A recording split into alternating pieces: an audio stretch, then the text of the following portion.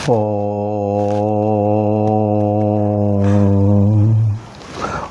సాయిశ్వరాయ విద్మహే సత్యదేవాయ ధీమహి తన్నో సర్వ ప్రచోదయాత్. ఓం భూర్భువస్సువ తత్సవితుర్వరేణ్యం భర్గో దేవస్య ధీమహి ధియో యో న ప్రచోదయాత్.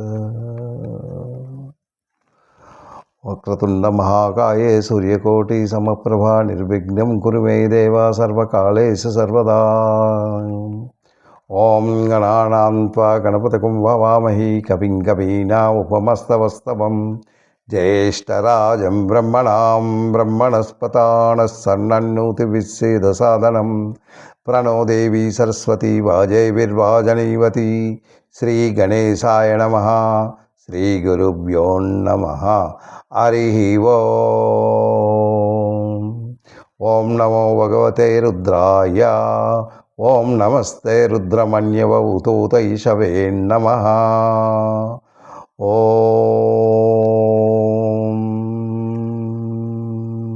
యాతాయుషం శివతమా శివం బభూవతే ధనుః శివా సర్వ్యయాతవాతయానో రుద్రహృదయాం. యాతే రుద్రశివాతనోరఘోరాపాపకాశినీ తయా నస్తున వాసంతమయా గిరిసంతా విచాకసీః. యామిషం గిరిసంతహస్తే వివర్షస్తవే శివాం గిరిత్రితాం కురుమాగిసిం పురుషం జగత్. శివేన వచసా త్వా గిరిసాచ్చా వదామసి యదానం సర్వమిజ్జదయక్షగం సర్వావిశక్. అహం గచ్చ ఆద్వవోచోదధివక్తప్రథమో దైవో విశక్. అహం గచ్చ సర్వాన్ జంబయన్నత్సర్వాచయాతు ధాన్యః. అసవ్యస్త్రమ్రో అరుణ ఉత భ్రభుః సమంగళః. ఏ చైమగం రుద్రో అభితో దిక్చశ్రితా సార్షసో వైషేకం యధీమహి. అసవ్యో వసర్పతి నీలగ్రీవో విలోహితః. ఉతైనం గోప అదృశ్సన్నదృశ్సున్నహార్యం. ఉతైనం విశ్వభూతాని సదృష్టో మృదా యాతినః. నమోऽस्तु నీలగ్రీవాయ సహస్రాక్షాయ మీదుషే. అదో యో అస్స సత్వనో హేతేభ్యో కరణ్నమః. ప్రముగ్ధన్మనుయోరాజ్యయోర్జం యాస్తే అస్తైష్వం పరతా భగవోపపా. అవతత్వధనస్వగం సహస్రాక్ష శతేషు దే. నిశీర్య శల్యానాం ముఖో శివో నః సుమనాభవ. విద్యం ధనం కపిర్ధనో విశల్యో బాణవగంబుత. అనయ సన్మన్వేష పురుష్య నిశంగధిః. యాతే హే దుష్టహస్తే బభూవతే ధనుః. తయస్మాన్ విశ్వతన్మయోక్ష పరిభుజా. నమస్తే అస్తయుధాయ నాతతాయ దుష్టవే. ఉవామ్యూం తతే నమో బాహువ్యాంతన ధన్మనే. నమస్తే అస్తు భగవన్ విశ్వేశ్వరాయ మహాదేవాయ త్రయంబకాయ త్రిపురాంతకాయ త్రికాగ్నికాలాయ కాలాగ్నిరుద్రాయ నీలకంఠాయ మృత్యుంజయాయ సర్వేశ్వరాయ సదాశివాయ శ్రీమన్మహాదేవాయ నమః. ఓం శాంతి శాంతి శాంతి. సాయిరామ్. మనం ఇది అంటే ఈ వేదం మనం పఠించడానికి కారణం అంటే ఆ వేదం నుంచే భగవంతుడు కనబడతాడు. వేదం నుంచి ఆ వేదాల నుంచే భగవంతుడు పుట్టాడు. అంటే భగవంతుడు సృష్టించింది ఈ వేదాలతో ఉంటుంది. అందు గురించి ఈ వేదాలు మనకు చాలా అవసరం.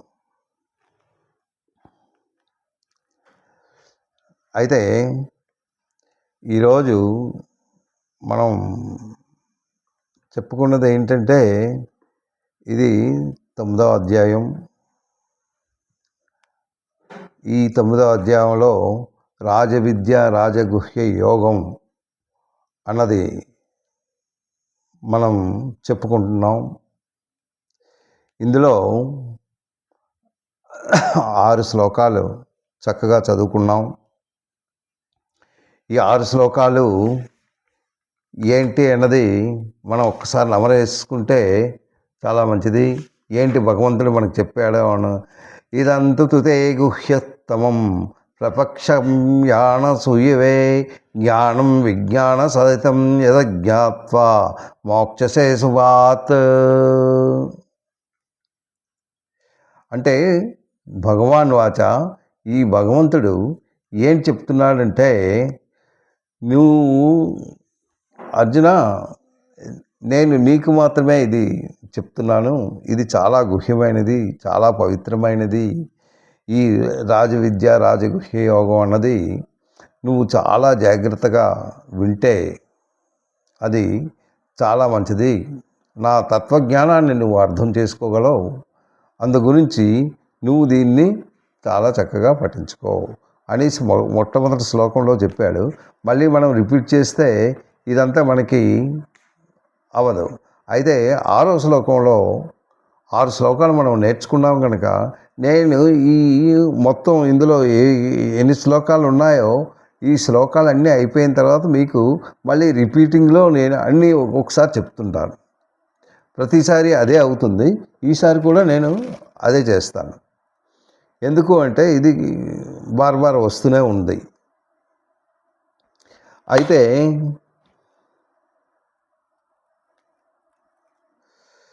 యదాకాశస్థితో నిత్యం వాయు సర్వత్ర గోమహన్ తదా సర్వాణి భూతాని మత్స్య నిత్యోపధారయ అనేసి 6వ శ్లోకంలో ఆయన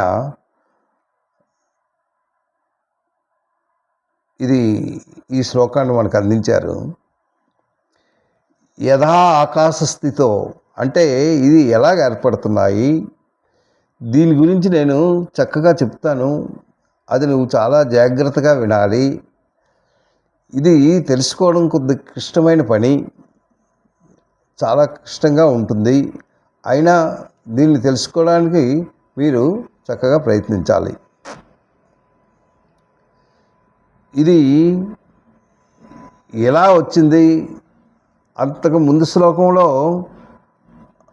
ఈ ప్రాణాలన్నీ నాతో స్థిరంగానే ఉన్నాయి, ముందు నేనెవరినో తెలుసుకో, నా యోగశక్తిని నువ్వు ఒకసారి తెలుసుకున్నట్టయితే ఈ భూతాలన్నింటినీ సృష్టించిన వాడిని నేనే. యథార్థముగా నా ఆత్మ మాత్రం వాటి యందు ఉండదు. నేను సృష్టించాను, ఓన్లీ సృష్టించిన వరకే, కానీ నాకు వాటికి ఎటువంటి సంబంధం లేదు అంటున్నాడు. అయితే ఇది ఎలా నేను తెలుసుకోవాలంటే చిన్న ఉదాహరణ నేను చెప్తాను, దానితో నువ్వు అర్థం చేసుకో అంటున్నాడు. ఏంటి ఆ ఉదాహరణ అంటే, చూడు, ఆకాశం ఉంది, ఈ ఆకాశం అంతనే ఉంటుంది. ఈ ఆకాశంలో గాలి ఉంది. ఆ గాలి ఎలాంటిది అంటే దానికి చాలా శక్తిగల బలం ఉంది ఆ గాలికి. అవి ఎలా ఏర్పడుతుంది ఆ గాలి అంటే కొన్ని వేగాలతో అది వస్తుంది, మళ్ళీ పోతూ ఉంది. కానీ ఆకాశం అన్నది మాత్రం ఎక్కడికి పోదు, ఏమీ లేదు, అది అలాగనే ఉంటుంది. దానికి దీనికి ఏమి సంబంధం లేదు. కానీ ఈ మేఘాలు మాత్రం వస్తూనే ఉంటాయి, పోతూనే ఉంటాయి. అలాగే గాలి కూడాను వీస్తూనే ఉంటాయి, మళ్ళీ పోతూనే ఉంటుంది. ఈ గాలికి శక్తి ఉంది. ఆ శక్తి ద్వారా అది ఇటు అటు నడుస్తూనే ఉంటుంది. కానీ ఆకాశం అన్నది మాత్రం అది అటాగానే ఉంటుంది. ఈ గాలి ఏంటి, ఒక దగ్గర చాలా ఎక్కువగా వేస్తుంది, ఒక దగ్గర ఏకదమ్ వేయదు. ఈ వేసినప్పుడు ఏంటంటే చాలా స్పీడ్గా ఉంటుంది, దానివల్ల చాలా నష్టాలు జరుగుతున్నాయి. ఇవన్నీ మామూలే. అయితే నేను ఈ ఆకాశం అన్నది ఉన్నది, ఈ ఆకాశంలో ఏంటున్నది, మేఘాలు ఉన్నాయి, అంటే గాలి. ఈ గాలి లేనిదే మనిషి బ్రతకలేడు. అయితే ఇది అన్నీ నేను సృష్టించాను. భూతాలన్నీ నేనే సృష్టించాను, కానీ వాటికి నాకు ఎటువంటి సంబంధం లేదు. ఎలా సంబంధం లేదు అంటే ఈ మేఘాలలాగే ఆకాశంలో మేఘాలు, గాలి, ఇవి దానికి నాకు ఎటువంటి సంబంధం లేదు. అవి వస్తూనే ఉంటాయి, అవి పోతూనే ఉంటాయి. నేను మాత్రం కాన్స్టెంట్. కానీ దాన్ని సృష్టించిన వాడిని నేనే, దానికి నాకు ఎటువంటి సంబంధం లేదు అనేసి 6వ శ్లోకంలో యదాకాశస్థితో నిత్యం వాయు సర్వత్ర గోమహన్ తదా సర్వాణి భూతాని మత్స్యనిత్సూపదారయా అనేసి అది మనకు 6వ శ్లోకంలో చెప్పాడు. ఈరోజు మనం 7, 8 2 శ్లోకాలు మనం నేర్చుకుందాం. ఏంటి 7, 8? 7లో ఏం చెప్తున్నాడు అది మనం ఒకసారి విందాం. ఏంటంటాడు? సర్వభూతాని కౌంతేయ ప్రకృతిం యాంతి మామికాం కల్పక్షయే పునఃస్థాని కల్పదౌ విసృజామ్యహం. చూడండి, ఇది ఆయన ఎంత చక్కగా మనకి ఇది అందించారో. సర్వభూతాని కౌంతేయ, కౌంతేయ, సర్వభూతాని కౌంతేయ అంటే భూతాని అంటే ఆల్ లివింగ్ బీయింగ్స్ అంటే ప్రతి భూతాలన్నీ. ఏంటంటున్నాడు? సర్వభూతాని కౌంతేయ, ఓ అర్జున, ప్రకృతిం యాంతి మామికాం. ఇది ప్రకృతి. ఏంటి ఆ ప్రకృతి? మనం చూస్తున్న ప్రకృతి అదంతా మాయా ప్రపంచం, అదంతా మాయా. ప్రకృతి అంటే మనం చూస్తున్న ప్రతిదీ ఇవన్నీ ప్రకృతులే. ప్రకృతి లేనిదే మనం లేము. మామికాం అంటే ఈ ప్రకృతి ఎలా ఏర్పడాది అంటే ప్రకృతి లేకుండా లివింగ్ బీయింగ్స్ అంటే భూతాలు లేవు, అంటే ప్రాణులు లేవు. ఈ ప్రాణులకి ఏంటి అవసరం? ప్రకృతి అవసరం. ఈ ప్రకృతి సృష్టించిన వాడిని నేనే అంటున్నాడు. ప్రకృతి యాంతి మామికాం అంటే నేను ఇవే సృష్టించాను. నెక్స్ట్ కల్పక్షయే పునఃస్థాని అంటే కల్పాంతములు అంటే ఈ కల్పతే అంటే ఈ మొత్తం ఈ క్రియేషన్స్ ఏంటా క్రియేట్ చేశాడు? మొత్తం ఈ ప్రాణులన్నీ క్రియేట్ చేస్తున్నాడు. ఎన్నో రకాల ప్రాణులు. ఈ ప్రాణులు అవి వాటి మట్టుకు అవే పుడుతున్నాయి, చనిపోతున్నాయి. అంటే కల్పాంతమునందు, కల్పాంతం ఏంటి? వాట్ ఈజ్ మీనింగ్ ఆఫ్ కల్పాంతం? అంటే కల్పాంతం. దీని గురించి నేను మీరు జాగ్రత్తగా చెప్పాలి. బ్రహ్మ మీకు ఇంతకు ముందు శ్లోకంలో నేను చెప్పాను. ఏంటి బ్రహ్మ తాలూకా అది అని. ఈ బ్రహ్మ తాలూకా అంటే బ్రహ్మకు కూడాను ఆయుష్ ఉంది. అన్నిటికీ ఆయుష్ మాత్రం ఉంటుంది. ఈ బ్రహ్మకు కూడాను ఆయుష్ ఉంది. అయితే ఒక నైట్, ఒక డే, ఇవి కంప్లీట్ అయితే కొన్ని వేల సంవత్సరాలు. దాని గురించి మనం ఇంతకుముందు మనం చెప్పాం.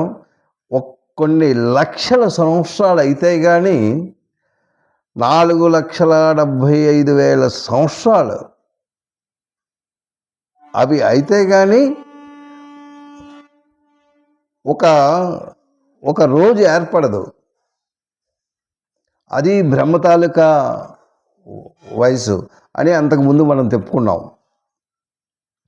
అది కల్పాంతం.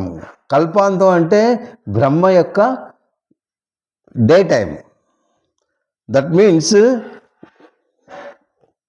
ఒక్కరోజు డే టైం అన్నమాట. ఆ డే టైం ఏదైతే మనం చూస్తున్నామో దట్ ఈస్ కాల్డ్ కల్ప. బ్రహ్మ యొక్క డే టైమే ఒక కల్ప అంటామన్నమాట. ఆ తర్వాత నైట్ కూడా సేమ్ ఇన్ని లక్షల సంవత్సరాలు అవుతుంటాయి. అయితే ఇలాంటిది అతను టోటల్గా అవ్వాలి అంటే దానికి 100 years అయితే కానీ అది ఒక రోజుకే మీరు ఒక్కసారి క్యాల్కులేట్ చేయండి. కొన్ని లక్షల సంవత్సరాలు అయితే కానీ ఒక డే అవ్వదు. కొన్ని లక్షలు 48,75,000 years అనమాట. ఏది ఒక బ్రహ్మ యొక్క డే టైం. అన్ని లక్షల సంవత్సరాలు అయితే కానీ అతనికి ఒక రోజు అవ్వదు. అలాంటి రోజులు ఎన్ని రోజులైతే 100 years అవుతుంది. అలాంటిది 100 years అయితేనే అతని లైఫ్ కంప్లీట్ అయినట్టు. అదనమాట ఈ కల్పం అన్నది ఏంటి? భగవంతుని తాలూకా డే టైం. దాన్ని కల్పం అంటున్నాడు. ఇక్కడ ఏంటంటున్నాడు? కల్పక్షయే పునస్తాని కల్పదౌ విసృజామ్యహం కల్పక్షయే పునస్తాని అంటే మరలా. అంటే ఈ డే టైంలో ఏదైతే బ్రహ్మ డే టైం ఉంటుందో ఆ డే టైంలోనే ఈ జీవరాశులు అంటే మొత్తం లివింగ్ బీయింగ్స్ ఇవన్నీ ఆయన డే టైంలోనే అవి పుట్టుక చావు అవుతుంటాయి. అయితే ఇక్కడ ఏంటంటున్నాడు? ఆల్ బీయింగ్స్ అంటే అన్ని ప్రాణులు, భూతాని అన్ని ప్రాణులు ఈ ప్రాణులు ఎక్కడ ఉంటుంటాయి? మెర్జ్ ఇంటూ మై ప్రకృతి. ఈ ప్రకృతిలో మెర్జ్ అయి ఉన్నాయి. ప్రకృతి సృష్టించిన వాడెవడు? భగవంతుడే. ఆ భగవంతునిలో అంటే ఆ ప్రకృతిలో మెర్జ్ అవుతున్నాయి. అది మెర్జ్ అవుతూ మళ్ళీ పుడుతున్నాయి. అందులో మెర్జ్ అవుతున్నాయి, మళ్ళీ పుడుతున్నాయి. సో ఇది ఎప్పుడు ఎండ్ అవుతుంది? వీటికి ఎండింగ్ ఎప్పుడు అవుతుంది? ఆ బ్రహ్మ తాలూకా డే టైం కంప్లీట్ అయితేనే ఇవి కంప్లీట్ అవుతాయి. అంతవరకు ఇట్ ఈజ్ గోయింగ్ ఆన్. అయితే ఇవి ఏంటి? ఈ ప్రాణులు ఇలాగ పుడుతూ చావడమేనా? ఎందుకు ఇది సృష్టించాడు? ఈ సృష్టించడానికి కారణం ఏంటి? ఆ సృష్టించడానికి కారణం మన కర్మ నివారణకే. మనం ఏదైతే కర్మ చేశామో ఆ కర్మ నివారణ అవ్వాలి అంటే మనం జన్మ ఎత్తక తప్పదు. ఏదో ఒక బాడీని తీసుకోక తప్పదు. ఆ బాడీతో క్రియేట్ అవుతుంటుంది. అంటే మన కర్మ కంప్లీట్ అవ్వాలి అంటే మన బుద్ధి మారాలి. ఆ బుద్ధి మారితే కానీ మనకి అవ్వదు. అది ఇక్కడ చేశాడు నాకు.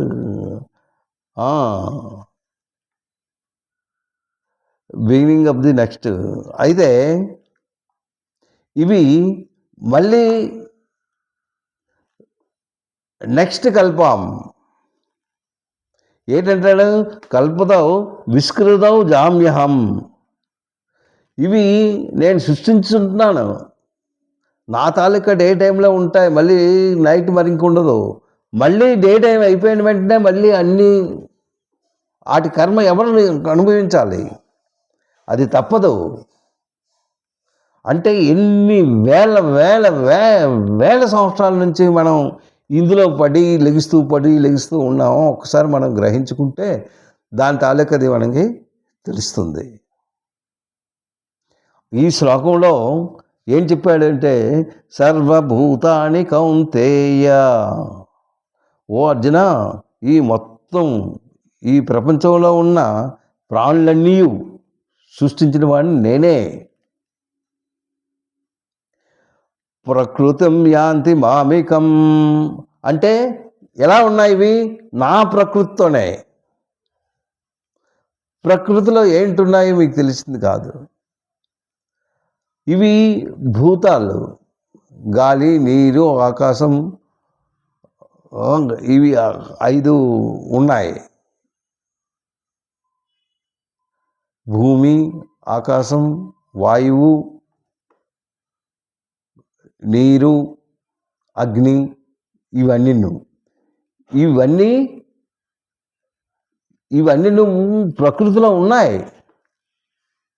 అలాగే ప్రతి జీవిలో కూడా ఉన్నాయి. అది మీరు తెలుసుకోవాలి. అవి తెలుసుకుంటేనే నీకు అవుతుంది అనేసి ఇక్కడ చెప్తున్నాడు.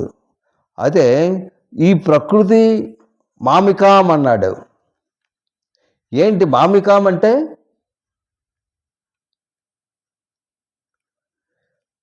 మామికం అంటే ఇది భగవంతుని శక్తి అన్నమాట. దాన్నే మామికం అంటారు. అంటే భగవంతుని శక్తితోనే ఇవన్నీ సృష్టించబడ్డాయి. ఈ ప్రకృతి అంతా నడుస్తుంది భగవంతుని శక్తియే. ఈ భగవంతుని శక్తితోనే ఇవన్నీ అవుతున్నాయి అనేసి ఈ శ్లోకం మనకి అందించాడు. ఇది 9వ శ్లోకం. సర్వభూతాని కౌంతేయ ప్రకృతిం యాంతి మామికం కల్పక్షయే ఇక్కడ కల్పక్షయే అంటే దాని తాలూకా అర్థం మీకు చెప్పాను. ఏంటి కల్పక్షయే అనేసి? కల్పక్షయే పునస్తాని కల్పిదౌ విసృజామ్యహం. సృష్టించుతున్నాను. నేనే సృష్టించి ఉంటున్నాను. ఈ కల్పాది యందు అంటే ఈ భగవంతుని తాలూకా డే టైం, దాన్ని కల్పం అన్నాడు. ఈ అతని డే టైంలో అతన్ని ఆకట్టుకుంటూ ఉన్నాయి ఇవన్నీ. అతను సృష్టించిన ప్రకృతిలోనే ఇవి ఉన్నాయి. ఈ ప్రకృతిలో ఆయన్ని చూడడం ఎలాగా అంటే ఆయన చూడలేవు. అంటే ఆకాశాన్ని మనం చూస్తున్నాం, అది ఎలా ఉందో ఏంటి మనకు తెలీదు. జస్ట్ తను ఒక్క ఉదాహరణ ఇస్తున్నాడు. దాంట్లోనే మేఘాలు ఉన్నాయి, దాంట్లోనే గాలి ఉంది, ఆ గాలి ద్వారా మనం అందరం చూస్తున్నాము అనేసి ఆయన జస్ట్ ఒక హింట్ ఇచ్చాడు. ఇంకా రాబోయే శ్లోకంలో ఇంకేంటంటాడో మనం చూద్దాం. ఆ తర్వాత 8వ శ్లోకంలో ఆయన ఏం చెప్తున్నాడు అంటే ప్రకృతం స్వామి వష్టభ్య విసృజామి పునః భూతగ్రామమం కృత్స్నాం అవసం ప్రకృతేర్వసతః.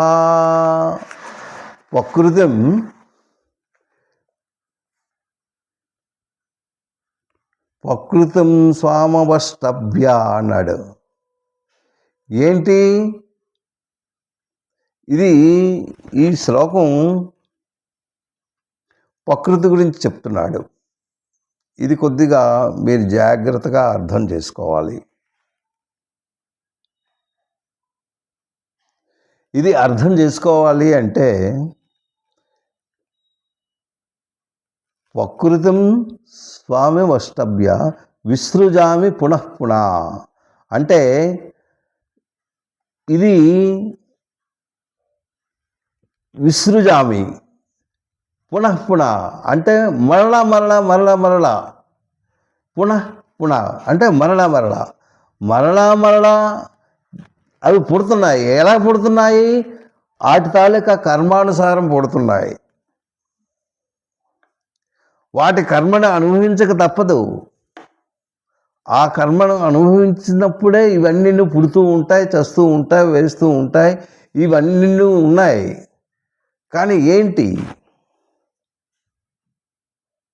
ఈ ప్రకృతిని ఎందుకు సృష్టించినట్టు భగవంతుడు? ఆ తర్వాత ఈ జీవుల్ని ఎందుకు సృష్టించాడు?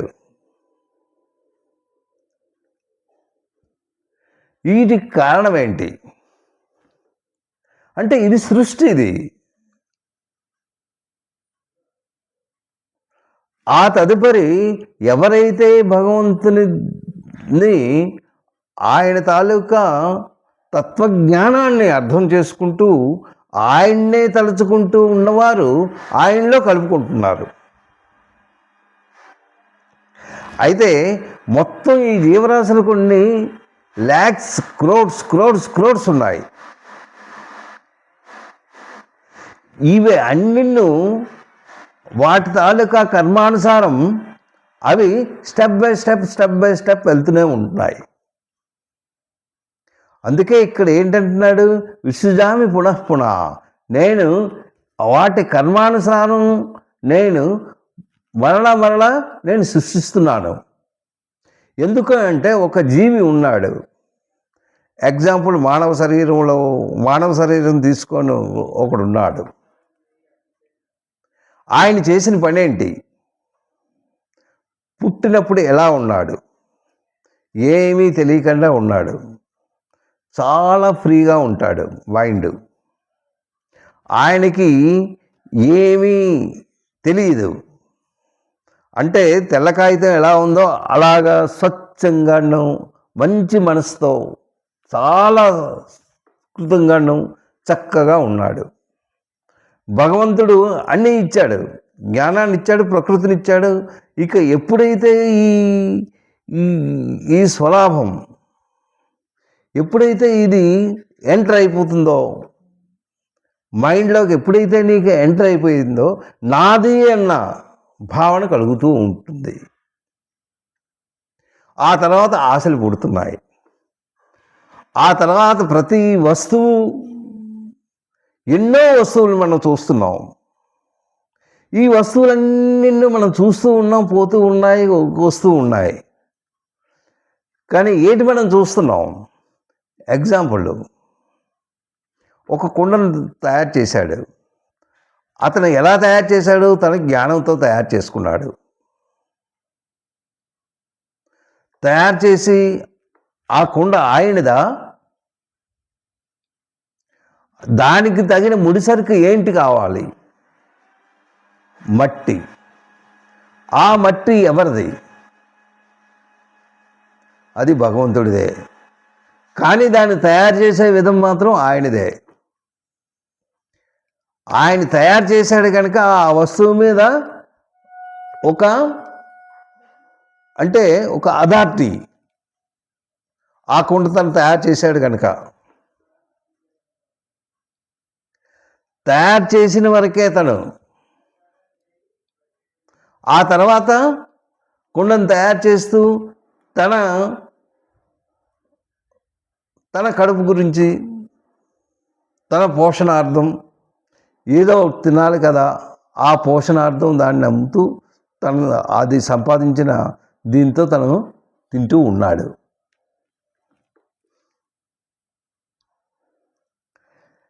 ఈ ఎవరైతే సృష్టించారో, అయితే ఈ కుండకి కర్త ఎవరు? దీనికి కర్త ఎవరు? ఈ తయారు చేసిన వాడు కర్త, లేక ఆ మట్టిని సృష్టించిన వాడు కర్త? మట్టిని సృష్టించేవాడు ఎవడు? భగవంతుడు. భగవంతుడు మట్టిని సృష్టించేవాడు. ఆ మట్టిని సృష్టించేవాడు ఆయన. కానీ ఆ వస్తువును తయారు చేసిన వాడు ఈయన. దీని కర్త ఎవరు? భగవంతుడా లేక ఇది తయారు చేసిన వాడా? ఏదైతే తయారు చేస్తున్నాడో వాడు కలకాలం ఉంటున్నాడా? సర్లే, తన సొంతమే, ఆయన కర్తే అనుకుందాం. ఆయన కర్త అంటే ఆ కుండను తీసుకెళ్ళగలడా? తన అనుభవం ఎంతవరకు, అతను ఉన్నంత వరకు తను అనుభవిస్తాడు. అనుభవించిన తర్వాత ఏంటవుతుంది? అది మళ్ళీ భూమిలో కలిసిపోవలసిందే. అయితే దీనికి సృష్టికర్త ఎవరు? దీనికి కర్త ఎవరు? అలా మనం ఆలోచించుకున్నట్టయితే ఇవన్నిటికీ కారణమయ్యుడు ఆ తేజోమహుడైన ఆ భగవంతుడే. ఆయనే పురుషోత్తముడు, ఆయనే పరమపురుషుడు, ఆయనే అన్నిన్ను. ఆయన్ని మనం తలుచుకుంటూ మన జీవిత నౌకని ప్రయాణించుదాం. ఆ తదుపరి అయితే ఈయన ఎందుకు ఇలా చేస్తున్నాడు అంటే, ఒక తోవకి చూపించాడు. కానీ మానవుడేంటి, తన ఆశ కొలది, తన అనుభవాల గురించి అతను ఏవో విధాలుగా అతను ప్రవర్తిస్తూ, భోగాల గురించి పరిగెడుతూ, సంతోషం కావాలి అని ఎన్నో భోగాల గురించి పరిగెడుతూ ఉన్నాడు. ఆ భోగాలు అనుభవిస్తున్నాడు. కానీ పెర్మనెంట్గా అనుభవిస్తున్నాడా? తనకి కష్టాలే వస్తున్నాయి కానీ సుఖాలు లేవు. దీనికి ఒక చిన్న ఉదాహరణ. ఒక గాజు బొమ్మ ఉంది. గాజు బొమ్మ మీదను పెట్టాడు. తనకి ఒక చిన్న కొడుకున్నాడు. ఆ గాజు బొమ్మ కావాలి అంటాడు. అది తీసి తన చేతిలో పెట్టినట్టయితే, అది కింద పడినట్టయితే తనకే చేతికి రక్తం రావడం ఏవో ఒకటి అవుతూనే వస్తుంది. అది ఇవ్వడానికి వీల్లేదు అంటాడు. వీడు మారం చేస్తాడు. చేసినప్పుడు ఏంటవుతుంది? ఆడు ఎలాగో ఒకలాగా దాన్ని తీసుకోవడానికే ప్రయత్నిస్తాడు. ఇన్ కేసు తీసుకున్నట్టు అయినట్టయితే అది గాజుది కదా, కింద పడుతుంది, చేతికి అంటుకుంటుంది, చేతికి దెబ్బ తగులుతుంది. ఇది ఇక్కడికి ఉంటే, ఇన్ కేసు ఆడు పెద్ద అయిన తర్వాత ఇది చేతికి అంటుకుంది, చేతికి దెబ్బ తగిలింది, రక్తం వచ్చింది, మళ్ళీ ఎక్కడ వస్తువు అక్కడ ఉంచేశాడు. అది పగిలిన వస్తువు, పగిలింది అలా ఉంచాడు. వీడు కొంత పెద్దవాడయ్యాడు. కొంత జ్ఞానం వచ్చింది. జ్ఞానం వచ్చిన తర్వాత తండ్రిని అడుగుతాడు. ఆ బొమ్మని నాకెందుకు ఇవ్వలేదు? అది పగిలిపోతుందని నువ్వు నాకు ఇవ్వలేదు. ఓకే, ఇట్ ఈజ్ ఓకే, అంతవరకు ఉంచు. అయితే ఇది పగిలిపోతుంది అన్న జ్ఞానం నీకుంది కానీ నాకు లేదు కనుక, అయితే ఆ బొమ్మ మనదా కాదా? వీడంటాడు, ఈ బొమ్మ తగిన ముడిసరికి ఎవరిది? దాని ముడిసరికి భగవంతుడిదే. అందు గురించి ఆ ముడిసరికి ఆయనది కనుక ఈ వస్తువు మనది కాదు అన్న భావనతో ఉంటాడు.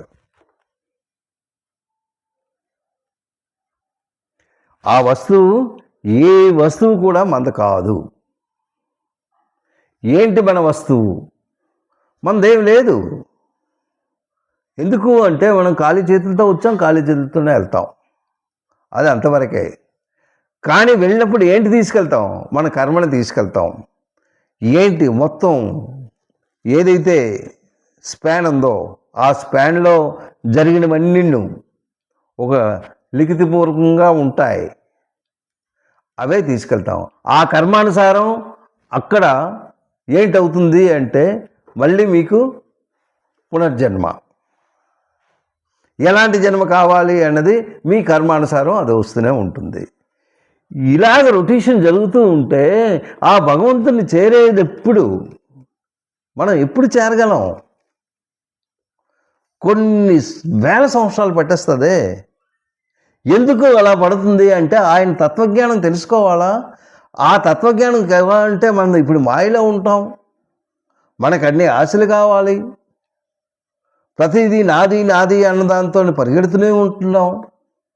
దానికి ఈ సంతోషం కావాలి, భోగాలు అనుభవించాలి, ఈ భోగాలతో సతమతమవుతూ ఏవో తప్పు పనులు చేస్తూ దాంతో ఆ వస్తువును తెచ్చుకుంటూ ఏదో ఇలాగ అవుతున్నాము. కానీ ఆయన్ని మాత్రం చేరుకోలేకపోతున్నాం. ఆయన్ని చేరుకోవాలంటే ఎలా చేరుకోగలము అంటే మనకు సాధన ఉంటే కానీ ఆయన్ని చేరుకోలేము. అందు గురించి మనం ఇది ఆలోచిస్తూ మనకు మరలా జన్మ రాకుండా ఆ భగవంతుల్లో చేరడానికి మనం సాయశక్తులా ఆ భగవంతుని ప్రార్థిస్తూ ఆ భగవంతుణ్ణి ఎప్పుడు మనం మనసారా వేడుకొని ఆ శ్రీమన్నారాయణ అయిన ఆ వెంకటేశ్వరుని తలుచుకుంటూ ఒక మంచి మార్గంలో వెళ్ళడానికి మనం సాయశక్తులా ప్రయత్నిద్దాం. సాయిరాం.